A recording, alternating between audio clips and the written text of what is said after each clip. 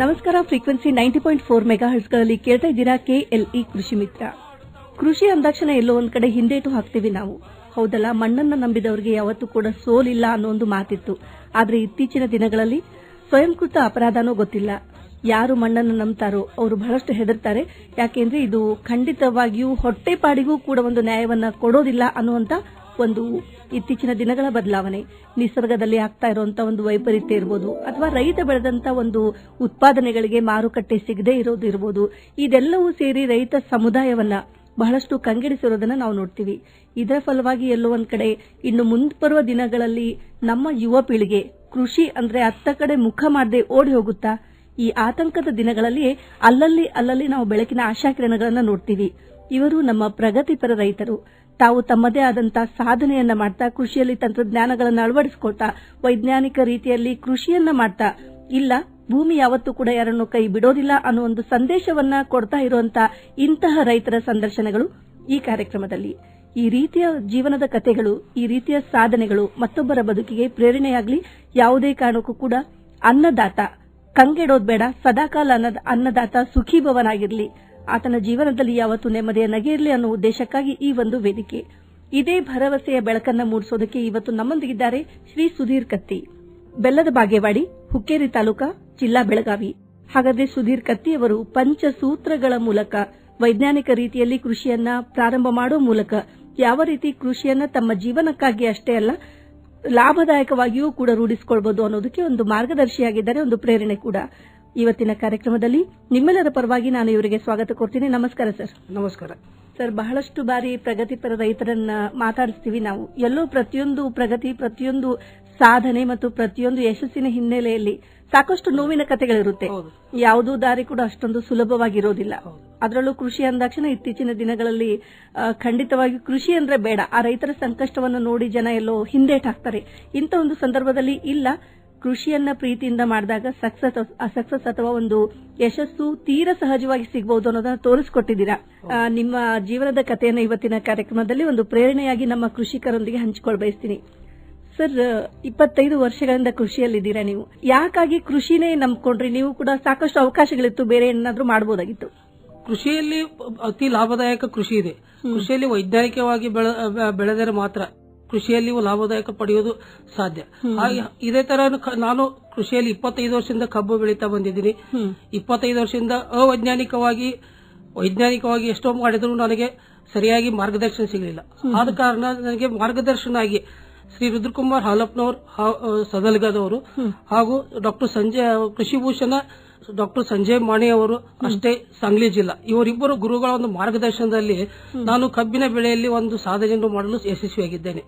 ನಾನು 2019-20 ಸಾಲಿನಲ್ಲಿ 42 ಗುಂಟೆಯಲ್ಲಿ 109 ಟನ್ ಬೆಳೆದು ಒಂದು ಸಾಧನೆ ಮಾಡಿದ್ದೇನೆ. ಖಂಡಿತ ಸರ್, ಅದು ದೊಡ್ಡ ಸಾಧನೆನ ಅಂತ ಹೇಳ್ಬೋದು.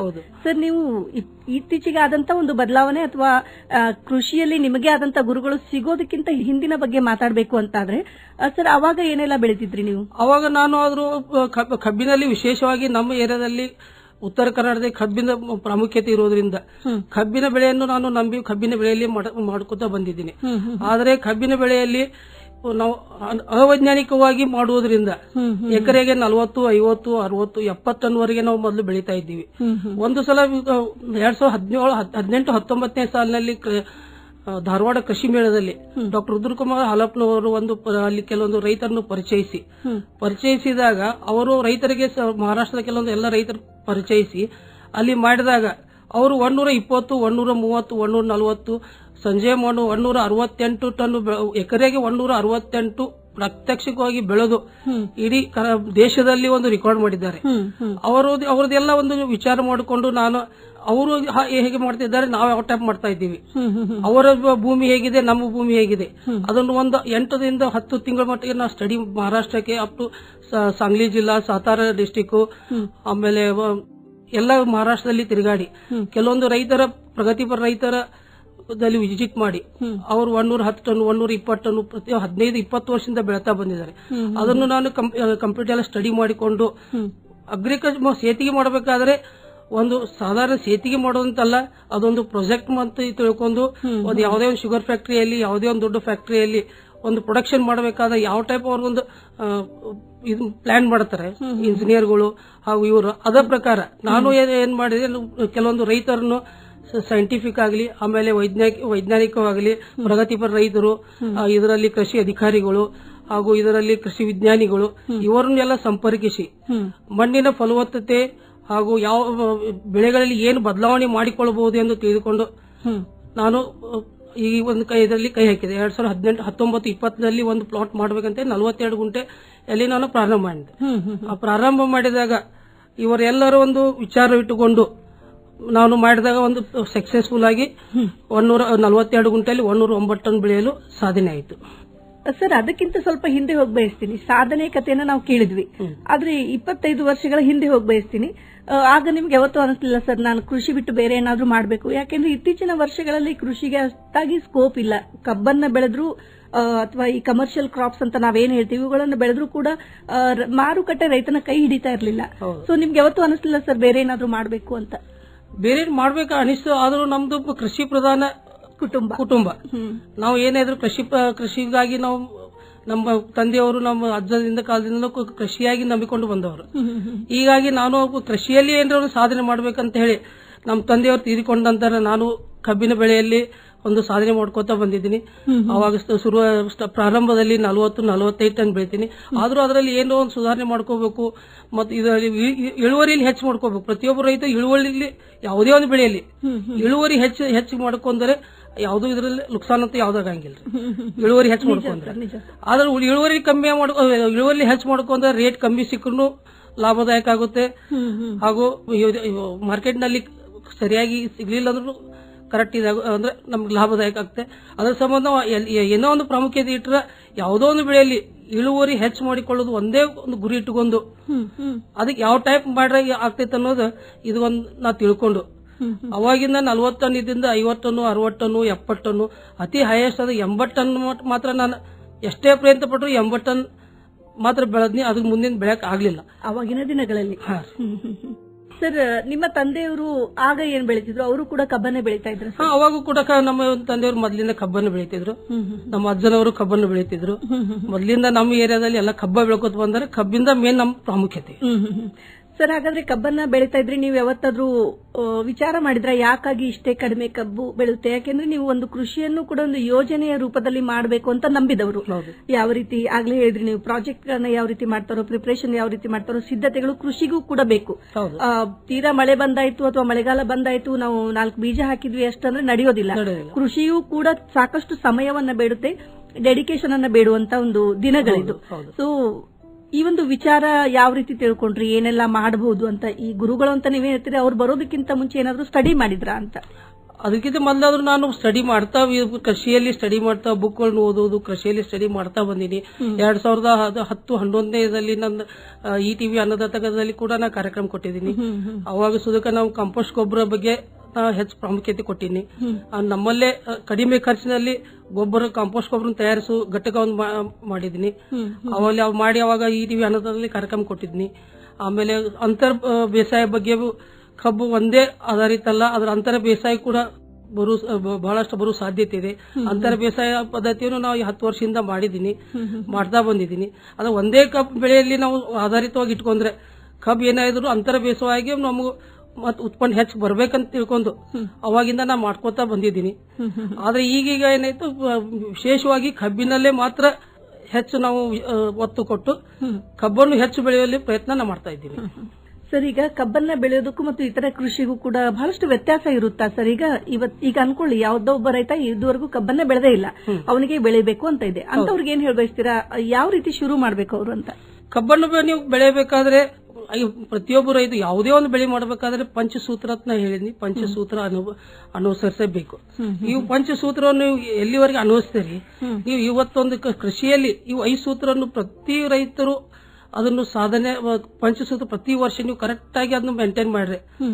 ಇವತ್ತು ಕೃಷಿಯಲ್ಲಿ ಲಾಭ ಇಲ್ಲ ಅಂತ ಯಾರು ಹೇಳಕ್ ಸಾಧ್ಯ ಇಲ್ಲ. ಕೃಷಿಯಲ್ಲಿ ಲಾಭ ಇದೆ, ಕೃಷಿ ಮಾಡಬಹುದು. ಈಗ ನನ್ನ ಕಡೆ ಎಷ್ಟೋ ಕೆಲವೊಂದು ಇಂಜಿನಿಯರ್ಗಳು ಕೆಲವೊಂದು ಇವ್ರು ಬಿಟ್ಟು ಬಂದವರು ನಮ್ಮ ಕಡೆ ಬಂದು ಕೇಳ್ತಾ ಇದ್ದಾರೆ, ಕೃಷಿ ಯಾವ ಟೈಪ್ ಮಾಡಬೇಕು, ಕೃಷಿ ಹೆಂಗ್ ಮಾಡಬೇಕು. ಕೃಷಿ ಪ್ರಧಾನ ಇರೋದ್ರಿಂದ ಕೃಷಿಯಲ್ಲಿ ಅತಿ ಹೆಚ್ಚು ಒಂದು ಕುಟುಂಬದಲ್ಲಿ ಅತಿ ಆರಾಮ್ ಇರುವಷ್ಟು 1-2 ಎಕರೆದಲ್ಲಿ ಆರಾಮ್ ಇರುವಷ್ಟು ಕೂಡ ಟೆಕ್ನಾಲಜಿ ಈಗ ನಮ್ಮ ಕೃಷಿಯಲ್ಲಿ ಬಂದಿದೆ. ಈ 5 ಸೂತ್ರಗಳು ಮಾತ್ರ ಯಾವುದೇ ಒಂದು ಬೆಳಿಬೇಕು, 5 ಪಂಚಸೂತ್ರ ಮಾತ್ರ ಕಂಪಲ್ಸರಿ ಇವ್ರು ಅನುಸರಿಸಬೇಕು. ಈ 5 ಸೂತ್ರಗಳು ಯಾವತ್ತಂದ್ರೆ ರೀ, ಒಂದೇದ್ದು ಮಣ್ಣಿನ ಫಲವತ್ತತೆ. ಮಣ್ಣಿನ ಫಲವತ್ತತೆ ಸರ್, ಮಣ್ಣು ಎಲ್ಲ ಒಂದೇ ಇರುತ್ತೆ, ಅದ್ರಾಗೆ ಫಲವತ್ತಾದ ಮಣ್ಣು ಬೇರೆ ಇರುತ್ತಾ ಸರ್? ಇಲ್ಲ, ಮಣ್ಣು ಎಲ್ಲಾ ರೀತಿ ಒಂದೇ ಇರುತ್ತೆ, ಅದನ್ನ ಬೆಳೆಯಲ್ಲಿ ಫಲವತ್ತಾಗಿ ಮಾಡಿಕೊಳ್ಳಬೇಕು. ಮಣ್ಣು ಎಲ್ಲಾ ತರ ಮಣ್ಣು ಇರುತ್ತೆ.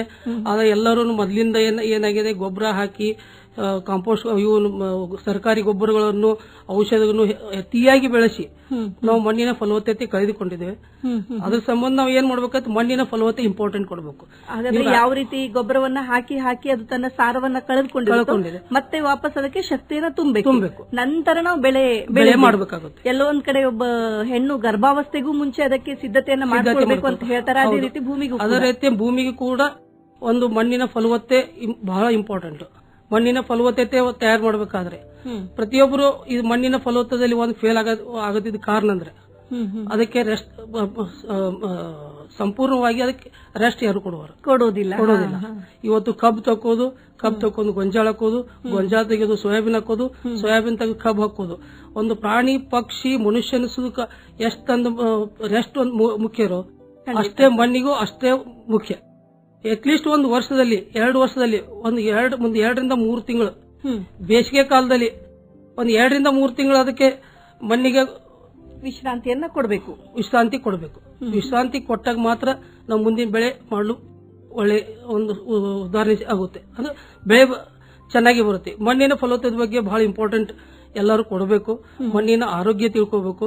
ಮಣ್ಣಿನ ಆರೋಗ್ಯ ತಿಳಿಬೇಕಾದ್ರೆ ಈಗ ಹೆಂಗ್ ಮನುಷ್ಯನ ಆರೋಗ್ಯ ತಿಳಿಬೇಕಾದ್ರೆ ಹೆಂಗ್ BP ಶುಗರ್ ಹೆಂಗ್ ಚೆಕ್ ಪ್ರತಿ ವರ್ಷ 6 ತಿಂಗಳು ಮಾಡಿಸ್ತಾರಲ್ಲ, ಆ ಟೈಪ್ ಮಣ್ಣಿನ ಫಲವತ್ತತೆ ಪ್ರತಿ ವರ್ಷ ಒಮ್ಮೆ ಆದ್ರೂ 2 ವರ್ಷಕ್ಕೊಮ್ಮೆ ಆದ್ರೂ ಮಣ್ಣಿನ ಪರೀಕ್ಷೆ ಕಂಪಲ್ಸರಿ ಮಾಡಿಸಾಗ ಮಾತ್ರ ನಮ್ಮ ಮಣ್ಣಿನ ಫಲವತ್ತತೆ ಗುರುತಾಗುತ್ತೆ.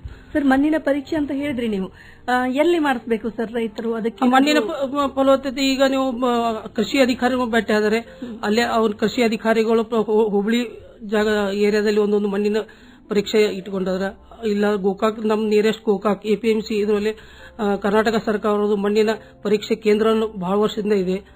ಮಣ್ಣಿನ ಪರೀಕ್ಷೆ ಮತ್ತು ನೀರು ಪರೀಕ್ಷೆ ಕಂಪಲ್ಸರಿ ಮಾಡಿಸಬೇಕಾಗುತ್ತೆ.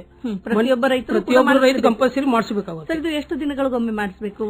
ವರ್ಷ ಇಲ್ಲ 2 ವರ್ಷಕ್ಕೊಮ್ಮೆ ಆದ್ರೂ ಮಾಡಿಸಬೇಕು. ಒಂದ್ ಬೆಳೆ ತೆಗೆದ ನಂತರ ಮತ್ತೊಂದು ಬೆಳೆ ಮಾಡೋದ್ರೊಳಗೆ ಅದು ಒಂದ್ 2 ತಿಂಗಳು ಮಣ್ಣಿಗೆ ರೆಸ್ಟ್ ಕೊಟ್ಟು ಆಮೇಲೆ ಮಣ್ಣು ಪರೀಕ್ಷೆ ಮಾಡಿಸಿದ್ರೆ ಕರೆಕ್ಟ್ ಆಗಿ ಬರುತ್ತೆ. ಸರ್, ಇದು ರೆಸ್ಟ್ ಅಂತ ಹೇಳಿದ್ರಿ, ಬಹಳಷ್ಟು ವಿಷಯಗಳನ್ನ ಕೇಳಿದ್ವಿ ಈ ವೇದಿಕೆಯಲ್ಲಿ. ಆದ್ರೆ ಮಣ್ಣಿಗೂ ಕೂಡ ವಿಶ್ರಾಂತಿ ಬೇಕು ಅನ್ನೋದು ಖಂಡಿತವಾಗಿ ಯಾರು ಕೂಡ ಇಲ್ಲ. ನಿಜಕ್ಕೂ ಪ್ರತಿಯೊಬ್ಬ ರೈತರು ಕೂಡ ಇಂಥ ಸೂಚನೆಗಳನ್ನ, ಸಲಹೆಗಳನ್ನ ಅಳವಡಿಸಿಕೊಳ್ಬೇಕಾಗುತ್ತೆ. ಅಳವಡಿಸಿಕೊಳ್ಳಬೇಕು. ಮಣ್ಣಿಗೆ ಒಂದು ಪ್ರಾಣಿ, ಒಂದು ಸಣ್ಣ ಜೀವಿಸುವುದಕ್ಕೆ ಒಂದು ರೆಸ್ಟ್ ತಗೋತೆ. ಆದ್ರೆ ನಮ್ಗೆ ಇಷ್ಟೆಲ್ಲ ಫಲವತ್ತತೆ, ನಮಗೆ ಒಟ್ಟಿಗೆ ಆಹಾರ ಕೊಡುವ ಒಂದು ಭೂಮಿ ಒಬ್ಬ ರೈತಗೆ, ಇಬ್ಬರಿಗೂ ಒಂದು ರೆಸ್ಟ್ ಅನ್ನೋದು ಬೇಕೇ ಬೇಕು. ಮಣ್ಣಿಗೆ ನಾವು ರೆಸ್ಟ್ ಕೊಡ್ಲೇಬೇಕು. ಮಣ್ಣಿಗೆ ಒಂದು 2 ತಿಂಗಳು 3 ತಿಂಗಳು ಬಿಸಿಲಿಗೆ ಕೊಟ್ಟು ಒಳ್ಳೆ ಗಳೆಗಾಡುಗಳು ಮಾಡ್ಕೊಂಡ್ರೆ ಅದಕ್ಕೂ ರೆಸ್ಟ್ ಸಿಗುತ್ತೆ. ಮಣ್ಣಿನಲ್ಲಿ ಒಂದು 2-3 ತಿಂಗಳು ಬಿಡುವುದರಿಂದ ಬಹಳ ಲಾಭ ಇದೆ. 2ರಿಂದ 3 ತಿಂಗಳು ನಾವು ಬೆಳೆ ಮಾಡದೆ ಗಳೆಗಾಡು ಹೊಡ್ಕೊಂಡ್ರೆ ಒಂದೇದ್ದು ಕಸ ಕರಿಕಿ ಜೇಕ್ ಅಂತ ಇವು ಕಂಟ್ರೋಲ್ ಬರುತ್ತೆ. ಈಗ ಉತ್ತರ ಕರ್ನಾಟಕ ಹಾಗೂ ಉತ್ತರ ಮಹಾರಾಷ್ಟ್ರ ಕೆಲವೊಂದು ಏರಿಯಾದಲ್ಲಿ ಡೊಣ್ಣುಳ ಬಾಧೆ ಅತಿಯಾಗಿ ಕಬ್ಬು ನಾಶ ಮಾಡ್ತಾ ಇದೆ. ಆದ್ರೆ 2ರಿಂದ 3 ತಿಂಗಳು ಮಣ್ಣಿಗೆ ನಾವು ಬಿಸಿಲಿಗೆ ಕಾಯಿಸಿದ್ರೆ ಡೊಣ್ಣುಳ 100% ಕಂಟ್ರೋಲ್ ಬರುತ್ತೆ. ಜಂತುಗಳು ಕೆಲವೊಂದು ನಮ್ಮ ರೈತ ಮಿತ್ರಗಳು ಇರುತ್ತವೆ, ಹಾಗೂ ನಮ್ಮ ರೈತ ಬೇಡಾದ ಕೀಟಗಳು ಇರ್ತವೆ, ಜೇಕ್ ಕಸ ಅಂತ ಇರ್ತಾವೆ. ಔಷಧಕ್ಕೆಲ್ಲ ಕಂಪ್ಲೀಟ್ ಒಣಗಿ ನಮ್ಮ ಮಣ್ಣಿನ ಫಲವತ್ತತೆ ಬರುತ್ತದೆ. ಅದಕ್ಕೆ ಕಂಪಲ್ಸರಿಯಾಗಿ ಮಣ್ಣಿನ ರೆಸ್ಟ್ ಕೊಡೋದು ಬಹಳ ಇಂಪಾರ್ಟೆಂಟ್ ನನ್ನ ಪ್ರಕಾರ. ಖಂಡಿತ ಸರ್. ಜೊತೆಗೆ ಮಣ್ಣು ಪರೀಕ್ಷೆ ಅಂತ ಹೇಳಿದ್ರಿ ಸರ್, ಮಣ್ಣು ಪರೀಕ್ಷೆ ಮಾಡಿಸ್ಬೇಕು ಅಂದ್ರೆ ಈ ಇಲಾಖೆ ಇದೆ. ಮಣ್ಣನ್ನ ಪರೀಕ್ಷೆ ಮಾಡಿಸೋದಕ್ಕೂ ಒಂದೇನಾದ್ರೂ ವಿಧಾನ ಇದೆಯಾ ಸರ್? ಅವರೇ ಬರ್ತಾರೋ, ನಾವು ಮಣ್ಣನ್ನು ಒಯ್ಯಬೇಕು, ಯಾವ ರೀತಿ, ಎಲ್ಲಿಯ ಮಣ್ಣು ಅಂತ? ಅಲ್ಲ, ಈಗ ಒಂದು ಮಣ್ಣಿನ ಪರೀಕ್ಷೆ ಮಾಡಿಸಬೇಕಾದ್ರೆ ಅವರೇ ಕೃಷಿ ಅಧಿಕಾರಿಗಳು ಕೂಡ ಕೆಲವೊಂದು ಕಡೆ ಒಂದೊಂದು ಏರಿಯಾಗ ಬಂದು ಮಣ್ಣು ಪರೀಕ್ಷೆ ಮಾಡಿಸ್ಕೊಂಡು ಹೋಗ್ತಾ ಇದ್ದಾರೆ. ಆದ್ರೆ ನಮ್ಮ ಜಮೀನಲ್ಲಿ ಮಾಡಿಸಬೇಕಾದ್ರೆ 1 ಎಕರೆ ಚೆಕ್ 43,562 ಸ್ಕ್ವೇರ್ ಫೀಟ್ ಒಂದು ಹೊಲದಲ್ಲಿ, 1 ಎಕರೆ ಹೊಲದಲ್ಲಿ 4 ಮೂಲೆಯಿಂದ ಒಂದು 10 ಫುಟ್ ಒಳಗೆ ತಗೊಂಡು ಸೆಂಟರ್ದಾಗ ಒಂದು 2-3 ಕಡೆಯಿಂದ ಒಂದೊಂದು ಅರ್ಧ ಬುಟ್ಟಿ ಮಣ್ಣು ತೆಗೆದು ಅದನ್ನೆಲ್ಲ ಸರಿಯಾಗಿ ಮಿಕ್ಸ್ ಮಾಡಿ 4 ಭಾಗ ಮಾಡಬೇಕು. 4 ಭಾಗ ಮಾಡಿ 1 ಭಾಗ ಇಟ್ಕೋಬೇಕು. ಮತ್ತೊಂದು ಭಾಗದಲ್ಲಿ ಮತ್ತೆ ಸರಿಯಾಗಿ ಮಿಕ್ಸ್ ಮಾಡಿ 1 ಭಾಗನ ನಾವು ಮಣ್ಣಿನ ಪರೀಕ್ಷೆ ತಗೊಂಡು ಹೋದ್ರೆ ಕರೆಕ್ಟ್ ಆಗಿ ಮಣ್ಣು ಪರೀಕ್ಷೆ ಮಾಡಿಕೊಡ್ತಾರೆ. ಇದರಲ್ಲಿ ಒಂದು ಇಂಪಾರ್ಟೆಂಟ್ ಮಣ್ಣು ಪರೀಕ್ಷೆ ಮಾಡಿಸೋ ಮಣ್ಣು ತೆಗಿಬೇಕಾದ್ರೆ ಯಾವುದೇ ಗಿಡದ ಬಡ್ಡೆಯಲ್ಲಿ ಗಿಡದ ಕೆಳಗೆ ಅಥವಾ ಮನಿಗೆ ಆಜು ಬಾಜು ಅಥವಾ ಒಂದು ಏನು ನೆರಳು ಬೀಳುವಂತ ಯಾವುದೋ ಒಂದು ಜಾಗ ತಕೋಬಾರ್ದು. ಸರಿಯಾಗಿ ಬಿಸಿಲು ಬಿಡುವಂತ 4 ಮೂಲಿ ಹಾಗೂ ಸೆಂಟರ್ ಒಂದ್ 2-3 ಕಡೆಯಿಂದ ಮಣ್ಣು ತಕೊಂಡು ಅದು ವಿ ಆಕಾರದಲ್ಲಿ ತೆಗೆದು ಅದರಿಂದ ಮಣ್ಣನ್ನು ಮಿಕ್ಸ್ ಮಾಡಿ ಅದು ಮಣ್ಣು 1 kg 2 kg ಅಷ್ಟು ಮಣ್ಣು ಕೊಟ್ರೆ ಅದರಲ್ಲಿ ನಮ್ಮ pH ಎಷ್ಟಿದೆ, ಆಮೇಲೆ ಎಲೆಕ್ಟ್ರೋಕಾರ್ಬನ್ ಎಷ್ಟಿದೆ, ಆರ್ಗ್ಯಾನಿಕ್ ಕಾರ್ಬನ್ ಎಷ್ಟಿದೆ, ನಮ್ಮ ನೈಟ್ರೋಜನ್ ಎಷ್ಟಿದೆ, ಫಾಸ್ಫರಸ್ ಎಷ್ಟಿದೆ, ಪೊಟ್ಯಾಶ್ ಎಷ್ಟಿದೆ, micronutrient zinc, ferrous, manganese, boron, molybdenum ಈ ಪ್ರಮಾಣ ಎಷ್ಟಿದೆ, ಗಂಧಕ ಎಷ್ಟಿದೆ ಅನ್ನೋದು ನಮಗೊಂದು ಚಾರ್ಟ್ ಕೊಡ್ತಾರ. ಆ ಪ್ರಕಾರ ಮಾಡೋದ್ರಿಂದ ನಾವು ನಮ್ ಗೊಬ್ಬರ ಹಾಕುವ ಪ್ರಮಾಣ ಉಳಿಯುತ್ತೆ ಈ ಮಣ್ಣು ಪರೀಕ್ಷೆ ಮಾಡೋದ್ರಿಂದ. ಈಗ ಏನ್ ಮಾಡ್ತಾರೆ, ಗೊಬ್ಬರ ಎಷ್ಟೋ ರೀತಿಯಿಂದ ಗೊಬ್ಬರ ಒಂದ್ 2 ಚೀಲಗಿ 3 ಚೀಲಗಿ 4 ಚೀಲಗಿ ಈ ತರ ಅಲ್ಲ, ಅದು ನಾವು ಯಾವ್ದು ಹೆಚ್ಚೈತಿ ಅದು ಕಮ್ಮಿ ಮಾಡಿ, ಯಾವ್ದು ಕಮ್ಮಿ ಐತಿ ಸ್ವಲ್ಪ ಹೆಚ್ಚು ಕೊಡೋದ್ರಿಂದ ಇದರಿಂದ ಮಣ್ಣು ಪರೀಕ್ಷೆ ಮಾಡಿಸೋದ್ರಿಂದ ಗೊಬ್ಬರದಲ್ಲಿ ಸುತ್ತ ರೈತರಿಗೆ ಉಳಿತಾಯ ಆಗುತ್ತೆ. ಖಂಡಿತ ಸರ್, ಎಷ್ಟೊಂದು ಒಳ್ಳೆಯ ವಿಷಯವನ್ನ ಹೇಳಿದ್ರಿ. ಇನ್ನು ಮಣ್ಣು ಪರೀಕ್ಷೆ ಬಗ್ಗೆ ನೀವು ಹೇಳ್ತಾ ಇದ್ರಿ ಸರ್, ಒಂದು ವಿಧಾನವನ್ನ ಹೇಳಿದ್ರಿ. ಪರ್ಟಿಕ್ಯುಲರ್ ಆಗಿ ಅಲ್ಲಿ ಬಿಸಿಲು ಬೀಳಬೇಕು, ನೆರಳಲ್ಲಿ ಇರಬಾರ್ದು, ಜೊತೆಗೆ ವಿ ಆಕಾರದಲ್ಲಿ. ಇದೆಲ್ಲ ಯಾಕೆ ಸರ್? ಅದಕ್ಕೂ ಏನಾದ್ರೂ ಸೈಂಟಿಫಿಕ್ ರೀಸನ್ ಇದೆಯಾ ಅಂತ? ಸೈಂಟಿಫಿಕ್ ರೀಸನ್ ಇದೆ. ಅದು ನಾವು ಈಗ ನೀವು ಕೃಷಿ ಅಧಿಕಾರಿ ಕೇಳಿದ್ರೆ ಅದಕ್ಕೆ ಸೈಂಟಿಫಿಕ್ ಗೊತ್ತವೆ. ಅದ ಎಲ್ಲೇ ಬರೇ ಮೇಗಿನ ಒಂದು ಪದ್ರ ತೆಗೆದ್ರು ಅದರಲ್ಲಿ ಮೈಕ್ರೋ ಇದು ಜಾಸ್ತಿ ಇರುತ್ತೆ, ಎಕ್ದಮ್ ಕೆಳ ತೆಗೆದ್ರು ಅಂದ್ರೆ ಯಾವುದೇ ಒಂದು ಸರಿಯಾಗಿ ವಿಧಾನ ಬರಂಗಿಲ್ಲ. ಅದಕ್ಕೆ 1 ಫೂಟದಲ್ಲಿ ವಿ ಆಕಾರ ತಕೊಂಡ್ ಮಣ್ಣು ತೆಗೆದ್ರೆ ಮೇಗಿನ ಪದ್ರು, ನಡುವಿನ ಪದ್ರು, ಕೆಳಗಿನ ಪದ್ರು ಎಲ್ಲ ಮಿಕ್ಸ್ ಆಗಿ ಬರೋದ್ರಿಂದ ಎಲ್ಲಾ ಯಾವ್ದು ಮಣ್ಣಲ್ಲಿ ಯಾವ್ದು ಇದಿದೆ ಅನ್ನೋದು ಸರಿಯಾಗಿ ತಿಳಿಯುತ್ತದೆ. ಖಂಡಿತವಾಗಿ ಪಂಚಸೂತ್ರಗಳನ್ನ ನಾವು ಪಾಲಿಸಿದಲ್ಲಿ ಮತ್ತೊಮ್ಮೆ ರೈತರ ಮುಖದಲ್ಲಿ ನಗುವನ್ನ ಕಾಣಬಹುದು ಅಂತ ಕಾಣಬಹುದು. ಹಾಗೆ ಮಣ್ಣಿನ ಫಲವತ್ತತೆಯಲ್ಲಿ ರೈತರಿಗೆ ಮತ್ತೊಂದು ನಿಮಗೆ ಇದು ಮಾಡುವುದಾದ್ರೆ ಮಣ್ಣಿನ ಗುಣಧರ್ಮವನ್ನು ತಿಳ್ಕೋಬೇಕು, ಅದರ ಆರೋಗ್ಯ ಫಲವತ್ತತೆಯನ್ನು ತಿಳ್ಕೊಂಡು ಮಣ್ಣಿನಲ್ಲಿ ಹೆಚ್ಚಾಗಿ ಆರ್ಗ್ಯಾನಿಕ್ ಕಾರ್ಬನ್ ಇರಬೇಕು, ಎಲೆಕ್ಟ್ರೋಕಾರ್ಬನ್ ಇರಬೇಕು, ಹಾಗೂ pH ಕಂಟ್ರೋಲ್ ಬರಬೇಕು. ಯಾರು pH ಕಡೆ ತಲೆ ಕೆಡಿಸ್ಕೊಳ್ಳೋಕೆ ಹೊಂಟಿಲ್ಲ. ಯಾಕೆ ಒಂದೊಂದ್ ಕಡೆ 8.5 pH ಇತ್ತ ಜಾಸ್ತಿ ಕ್ಷಾರಮಣ್ಣ ಆಗಿದೆ. ಅದರ pH 6.5ರಿಂದ 7.5 ವರೆಗೆ pH ಯಾವ ಭೂಮಿಯಲ್ಲಿ ಸರಿಯಾಗಿ ಇರುತ್ತದೋ ಆ ಭೂಮಿಯಲ್ಲಿ ಅಗದಿ ಫಲವತ್ತತೆ ಅತಿ ನಮ್ ಯಾವುದೇ ಬೆಳೆಯಲು ಫಲವತ್ತತೆ ಮಣ್ಣನ್ನು ತಿಳ್ಕೋಬೇಕು. 5ರಿಂದ ಒಳಗೆ pH ಇದ್ರೂ ಮಣ್ಣಿನ ಫಲವತ್ತತೆ ಅಲ್ಲ, 8ರಿಂದ ಮುಂದೆ ಇದ್ರೂ ಫಲವತ್ತತೆ ಅಲ್ಲ. ಯಾವುದೇ ಮಣ್ಣು ಪರೀಕ್ಷೆ ಆದ್ರೆ 6.5 to 7.5 ಈ pH ಇದ್ರೆ ಮಾತ್ರ ನಾವು ಕೊಟ್ಟ ಗೊಬ್ಬರ ಯಾವುದೇ ಗೊಬ್ಬರ ಕೊಟ್ಟರು ಸರಿಯಾಗಿ ತೆಗೆದುಕೊಳ್ಳುತ್ತೆ. ಆದ್ರೆ 8 ಪಾಯಿಂಟ್ ಮೇಲೆ ಹೋದ್ರೆ ಕ್ಷಾರ ಮಣ್ಣಾಗುತ್ತೆ, ನಾವು ಎಷ್ಟೇ ಗೊಬ್ಬರ ಕೊಟ್ಟರು ಅದು ಸರಿಯಾಗಿ ಯುಟಿಲೈಸ್ ಆಗಂಗಿಲ್ಲ. ಇದು ಒಂದೇದು. ಎಲೆಕ್ಟ್ರೋಕಾರ್ಬನ್ ಬಹಳ ಇಂಪಾರ್ಟೆಂಟ್. ಮಿನಿಮಮ್ ಇಲ್ಲ 1 ಪಾಯಿಂಟ್ ಅಂತ ಎಲೆಕ್ಟ್ರೋಕಾರ್ಬನ್ ಇರಲೇಬೇಕು. ಈಗಿನ ದುನಿಯಾದಲ್ಲಿ ನಾವು ಅತಿಯಾಗಿ ನೀರು ಹಾಸೋದ್ರಿಂದ, ಅತಿಯಾಗಿ ಗೊಬ್ಬರ ಕೊಡೋದ್ರಿಂದ, ಅತಿಯಾಗಿ ಮಾಡೋದ್ರಿಂದ ನಮ್ಮ ಎಲ್ಲ ಜಮೀನು 0.4 0.3 ಮಾತ್ರ ಎಲೆಕ್ಟ್ರೋಕಾರ್ಬನ್ ಇಂಗಾಲ್ ಇದೆ. ಆದ ಕಾರಣ ಪ್ರತಿಯೊಬ್ಬರು ಇಂಗಾಲ್ ಹೆಚ್ಚು ಮಾಡ್ಕೋಬೇಕಾದ್ರೆ ನಾವು ಮಣ್ಣಿನ ಫಲವತ್ತತೆ ಹೆಚ್ಚು ಮಾಡ್ಕೊ ನಾವು ಸಾವಯವ ಗೊಬ್ಬರ ಹೇರಳವಾಗಿ ಬಳಸಲೇಬೇಕು. ಸಾವಯವ ಗೊಬ್ಬರ ಒಳಗಂದ್ರೆ ಕಂಪೋಸ್ಟ್ ಗೊಬ್ಬರ ಬರುತ್ತೆ, ಆಮೇಲೆ ಸಗಣಿ ಗೊಬ್ಬರ ಬರುತ್ತೆ, ಕೋಳಿ ಗೊಬ್ಬರ ಬರುತ್ತೆ, ಮತ್ತೆ ಅವರ ಗೊಬ್ಬರಗಳು ಬರುತ್ತೆ. ಅದರಲ್ಲಿ ಹಸಿರೆಲೆ ಗೊಬ್ಬರ ಬಹಳ ಇಂಪಾರ್ಟೆಂಟ್. ಹಸಿರೆಲೆ ಗೊಬ್ಬರ ನಾವು ಭೂಮಿಗೆ ಬಹಳ ಕಮ್ಮಿ ಕೊಡ್ತಾ ಇದ್ದೀವಿ. ಹಸಿರೆಲೆ ಗೊಬ್ಬರ ಕೊಡ್ಬೇಕಾದ್ರೂ ಈಗ ನಾನು ಒಂದು ವಿಧಾನ ಮಾಡ್ಕೊಂಡಿದ್ದೀನಿ. ಹಸಿರೆಲೆ ಗೊಬ್ಬರ ಕೊಡ್ಬೇಕಾದ್ರೆ ಎಲ್ಲರೂ ಹಸಿರೆಲೆ ಗೊಬ್ಬರ ಮಾಡ್ಬೇಕಾದ್ರೆ ಒಂದ್ ಸಣ್ಣಬು ಒಂದ್ ಡೆಂಚಿ ಮಾತ್ರ ಹಸಿರೆಲೆ ಗೊಬ್ಬರ ತಿಳ್ಕೊಂತಾರೆ. ಅಂದ್ರೆ ಅವೆರಡು ಗಿಡಗಳು ಸಣ್ಣಬು ಹಾಕ್ತಾರ, ಮುರಿತಾರ, ಅದು ಹಸಿರೆಲೆ ಗೊಬ್ಬರ, ಅದು ಒಳ್ಳೆ ಗೊಬ್ಬರ. ಆಮೇಲೆ ಡೆಂಚಿ ಅಂತ ಬರುತ್ತೆ, ಅದು ಹಸಿರೆಲೆ ಗೊಬ್ಬರದಲ್ಲಿ ಬರುತ್ತೆ. ಆದ್ರೆ ನನ್ನ ಒಂದು ಪ್ರಕಾರ ನನ್ನ ಜಮೀನದಲ್ಲಿ 21 ನಮೂನಿ ಕಾಳುಗಳನ್ನು ಹಸಿರೆಲೆ ಗೊಬ್ಬರ ಆಗಿ ಬಳಸ್ತಾ ಇದ್ದೀನಿ. 21 ವಿಧದ ಕಾಳುಗಳು. ಅದರಲ್ಲಿ ಏಕದ್ವಿದಳ ಧಾನ್ಯ, ದ್ವಿದಳ ಧಾನ್ಯ, ಎಣ್ಣೆ ಕಾಳುಗಳು, ಅದರ ಜೊತೆ ಹಸಿರೆ ಸೆಣಬು ಮತ್ತು ಡೆಂಚಿ ಇವುಗಳನ್ನ ಎಲ್ಲಾ ನಾನು ಬಳಸಿ, ಅಂದ್ರೆ ಇದರಲ್ಲಿ ಏನಾಗುತ್ತೆ, ಪ್ರತಿಯೊಂದು ಬೆಳೆಯಲ್ಲಿ ಒಂದೊಂದು ವಿಟಮಿನ್ ಇದೆ. ಎಣ್ಣೆ ಕಾಳದಲ್ಲಿ ಒಂಥರ ವಿಟಮಿನ್ ಇದೆ, ಏಕದ್ವಿದಳ ಧಾನ್ಯ ಒಳಗೆ ವಿಟಮಿನ್ ಇದೆ, ದ್ವಿದಳ ಧಾನ್ಯ ಒಳಗೆ ವಿಟಮಿನ್ ಇದೆ. ಇವೆಲ್ಲಾ ಕಾಳುಗಳನ್ನು ಭೂಮಿ ಒಂದು ಹೂ ಮತ್ತು ಕಾಯಿ ಹಂತದಲ್ಲಿ, ಹೂ ಬಿಡು ಹಾಗೂ ಕಾಯಿ ಹಂತದಲ್ಲಿ ನಾವು ಹಸಿರೆಲೆ ಗೊಬ್ಬರ ಕೊಟ್ರೆ ನಮ್ಮ ಮಣ್ಣಿನ ಫಲವತ್ತತೆ, ಮಣ್ಣಿನಲ್ಲಿ ಎಲ್ಲಾ ವಿಟಮಿನ್ ಕೊಟ್ಟಂತೆ ಆಗುತ್ತೆ. ಅದ ಕಾರಣ ನಾ ಏನ್ ಮಾಡ್ತಾ ಇದ್ದೀನಿ, 2-3 ವರ್ಷದಿಂದ ಇವೆಲ್ಲ ಕಾಳುಗಳನ್ನು ಮಿಕ್ಸ್ ಮಾಡಿ ನಾ ಭೂಮಿಗೆ ಒಂದು ಹೂ ಮತ್ತು ಕಾಯಿ, ಸಣ್ಣ ಕಾಯಿ ಬಿಡುವ ಒಳಗೆ ಅದನ್ನ ನಾವು ಮಣ್ಣಿಗೆ ಕೊಟ್ಟು ಪಲ್ಟಿ ಹೊಡೆದು ಅದನ್ನ ಹಸಿರೆಲೆ ಗೊಬ್ಬರ ಮಾಡ್ತಾ ಇದ್ದೀವಿ. ಇದು ಮಾಡೋದ್ರಿಂದ ಬಹಳ ಉಪಯುಕ್ತವಾಗಿದೆ. ಸರ್, ಹಸಿರೆಲೆ ಗೊಬ್ಬರದ ಬಗ್ಗೆ ಮತ್ತಷ್ಟು ಮಾಹಿತಿನ ತಗೊಳ್ ಬಯಸ್ತೀನಿ. ಈಗ ರೈತರು ಕಾರ್ಯಕ್ರಮ ಕೇಳ್ತಾ ಇದ್ದಾರೆ, ಸೊ ಅವರಿಗೆ ಸ್ವಲ್ಪ ವಿವರವಾಗಿ ಹಸಿರೆಲೆ ಗೊಬ್ಬರ ಯಾವ ರೀತಿ ಮಾಡಬೇಕು, ನೀವು ಮಾಡ್ತಾ ಇರುವಂತ ಒಂದು ಹೊಸ ವಿಧಾನ, ಜೊತೆಗೆ ಯಾವ ಒಂದು ಸಂದರ್ಭಗಳಲ್ಲಿ ಅದನ್ನ ಗೊಬ್ಬರಕ್ಕಾಗಿ ಬಳಸ್ಕೊಳ್ಬೇಕು, ಈ ಎಲ್ಲ ವಿಧಾನವನ್ನು ಮತ್ತೊಮ್ಮೆ ಕೇಳಬಯಸ್ತೀನಿ. ಈ ಹಸಿರೆಲೆ ಗೊಬ್ಬರ ಆದಷ್ಟು ಮಟ್ಟಿಗೆ ನಾವು ಮೇ 15 ನಂತರ ಹಾಕೋದು ಒಳ್ಳೇದು. ಕ್ಲೈಮೇಟ್ ಆಗಿ ಸರಿಯಾಗಿರುತ್ತೆ. ಈಗ ನಾವು ಫೆಬ್ರವರಿಯಲ್ಲಿ ಎಲ್ಲ ನಮ್ ಕಬ್ಬು ಹೋಗ್ತಾವ. ಫೆಬ್ರವರಿ ಕಬ್ಬು ಹೋದ್ಪಟ್ಟಿಗೆ ಫೆಬ್ರವರಿ, ಮಾರ್ಚ್, ಏಪ್ರಿಲ್, ಮೇ ಒಂದ್ 2.5-3 ತಿಂಗಳಿಂದ ಪಲ್ಟಿ ಹೊಡೆದು ಭೂಮಿಗೆ ವಿಶ್ರಾಂತಿ ಕೊಡುವುದು ಬಹಳ ಮುಖ್ಯ. ಪಲ್ಟಿ ಹೊಡೆದು ಅಂದ್ರೆ ಸರ್? ಅಂದ್ರೆ ಗಳೆ ಹೊಡೆದು ಪಲ್ಟಿ ಅಂದ್ರೆ ದೊಡ್ಡ ಗಳೆ ಬರುತ್ತೆ. ಗಳೆ ಹೊಡೆದು ವಿಶ್ರಾಂತಿ ಕೊಡುವುದು ಬಹಳ ಮುಖ್ಯ. ಇಷ್ಟು 3 ತಿಂಗಳು ವಿಶ್ರಾಂತಿ ಕೊಟ್ಟ ಮೇಲೆ ಮೇ 15 ಅಥವಾ ಜೂನ್ ಮೊದಲೇ ವಾರದಲ್ಲಿ ಇವೆಲ್ಲ ಹಸಿರೆಲೆ ಗೊಬ್ಬರದಿಂದ ಆ ವೇಳೆಯಲ್ಲಿ ಮಳೆ ಹಾಗೂ ವಾತಾವರಣ ಚೆನ್ನಾಗಿರೋದ್ರಿಂದ ಹಸಿರೆಲೆ ಗೊಬ್ಬರ ಚೆನ್ನಾಗಿ ಬರುತ್ತೆ. ಅದನ್ನ ಒಂದು 1.5 ತಿಂಗಳು ಅದನ್ನ ಹೂ ಹಂತದಲ್ಲಿ ಬಂದು ಜುಲೈ ಎಂಡ್ ಅಥವಾ ಆಗಸ್ಟ್ ಪೈಲ ವಾರದಲ್ಲಿ ಅದು ಮುರಿಯೋದ್ರಿಂದ ಭೂಮಿಗೆ ಅಗದಿ ಫಲವತ್ತತೆ ನಾವು ಕೊಟ್ಟಂತೆ ಆಗುತ್ತೆ. ಸರ್, ಹಾಗಾದ್ರೆ ಮೊದಲು ನೀವು ಈ ರೀತಿ ಮಾಡ್ತಾ ಇರ್ಲಿಲ್ಲ, ಈಗ ಮಾಡಿದ್ಮೇಲೆ ಏನ್ ಬದಲಾವಣೆ ಆಗಿದೆ ಸರ್? ಈ ರೀತಿ ಮಾಡೋದ್ರಿಂದ ನಾನು ಈಗ 2017-18ರಲ್ಲಿ ನಾನು ಮಣ್ಣು ಪರೀಕ್ಷೆ ಮಾಡಿಸಿದ್ನಿ. ಆ ರಿಪೋರ್ಟ್ ಇಲ್ಲಿದೆ. ಅದು ನಂದು ಅವಾಗ 8.2 pH ಇತ್ತು. ಎಲೆಕ್ಟ್ರೋಕಾರ್ಬನ್ 4.3 ಇತ್ತು. ಇದೆಲ್ಲ ಅನುಸರಿಸಿದ್ರಿಂದ 2020-21ರಲ್ಲಿ ನಾವು ಮಣ್ಣು ಪರೀಕ್ಷೆ ಮಾಡಿದಾಗ 7.7 ಬಂತು pH. ಆಮೇಲೆ ಎಲೆಕ್ಟ್ರೋಕಾರ್ಬನ್ 0.62 ಹೆಚ್ಚಾಯ್ತು. pH ಕಮ್ಮಿ ಆಯ್ತು, ಎಲೆಕ್ಟ್ರೋಕಾರ್ಬನ್ ಹೆಚ್ಚಾಯ್ತು. ಆರ್ಗ್ಯಾನಿಕ್ ಸಾವಯವ ಇಂಗಾಲ 0.5 to 0.75 ಇರಬೇಕಾಯ್ತು, ಈಗ 0.78 ಇದೆ. ಆರ್ಗ್ಯಾನಿಕ್ ಕಾರ್ಬನ್ ನನ್ ಜಾಸ್ತಿ ಆಯ್ತು. ಇವು 3 ಮಾತ್ರ ಬ್ಯಾಲೆನ್ಸ್ ಮಾಡಕ್ಕೆ ಹಸಿರೆಲೆ ಗೊಬ್ಬರ, ಕಾಂಪೋಸ್ಟ್ ಗೊಬ್ಬರ ಇವು ಕಂಪಲ್ಸರಿ ಬೇಕೇ ಬೇಕು. ಸರ್, ನಮ್ಮ ರೈತ ಯಾವ ಒಬ್ಬ ವಿಜ್ಞಾನಿಗಿಂತಲೂ ಕಡಿಮೆ ಇಲ್ಲ ಅನ್ನೋದು ನಿಮ್ಮ ಮಾತಿನಿಂದ ಗೊತ್ತಾಗುತ್ತೆ. ಜೊತೆಗೆ ಪ್ರತಿಯೊಂದನ್ನು ಕೂಡ ದಾಖಲೆಗಳನ್ನು ಇಟ್ಕೊಂಡಿದ್ದಾರೆ. ಮಣ್ಣು ಪರೀಕ್ಷೆಯ ಒಂದು ವಿವರಗಳಿರ್ಬೋದು, ಆ ಸರ್ಟಿಫಿಕೇಟ್ಸ್ ಇರ್ಬೋದು, ಪ್ರಯೋಗಾಲಯದ ಒಂದು ವರದಿಗಳಿರ್ಬೋದು. ನಿಜಕ್ಕೂ ಬಹಳಷ್ಟು ಖುಷಿಯಾಗುತ್ತೆ. ಯಾಕಾಗಿ ಕೃಷಿ ಕೇವಲ ಕೃಷಿ ಆಗದೆ ಅಥವಾ ಮನೆತನದ ಕಸುಬಾಗದೆ ಅದೊಂದು ಪ್ರಾಜೆಕ್ಟ್ ತರ ಆಗ್ಬೇಕು. ಹೌದು, ನಾ ಹೇಳೋದು ಒಂದು ಪ್ರಾಜೆಕ್ಟ್ ತರ ಮಾಡಿ. ಯಾವುದೋ ಒಂದು ಕೃಷಿ ಆದ್ರೆ ಒಂದು ಸೇತಿಗೆ ಮಾಡೋದ್ರ ಹೋಗಿ ಮತ್ತೆ ನೀರ್ ಹಾಸೋದು ಮತ್ತೆ ಇದು ಮಾಡಬೇಡ್ರಿ. ವೈಜ್ಞಾನಿಕವಾಗಿ ಎಲ್ಲಾ ಕೃಷಿ ಅಧಿಕಾರಿಗಳು ಬಹಳ ಸಪೋರ್ಟ್ ಕೊಡ್ತಾ ಇದ್ದಾರೆ. ಪ್ರಗತಿಪರ ರೈತರು ಕೊಡ್ತಾ ಇದ್ದಾರೆ. ಕೃಷಿ ಯೋಜನೆಗಳಿವೆ. ಅದನ್ನೆಲ್ಲ ಪ್ರತಿಯೊಬ್ಬರು ರೈತರು ಸ್ಟಡಿ ಮಾಡಿಕೊಳ್ಳಿ. ಸ್ಟಡಿ ಮಾಡಿಕೊಂಡು ಆಮೇಲೆ ಅದಕ್ಕೆ ಯಾವ ಟೈಪ್ ನಾವು ಮಣ್ಣಿಗೆ ಏನ್ ಕೊಡಬೇಕು, ಏನ್ ಬೆಳಿಬೇಕು, ಯಾವ ಬೆಳಿ ಬೆಳಿಬೇಕು ಅನ್ನೋದು ನಾವು ಹಿಂದಿನ ಮಾಡ್ಕೋತ ಬಂದೇವು. ಅದ ಮಾಡೋದು ಬೇಡ.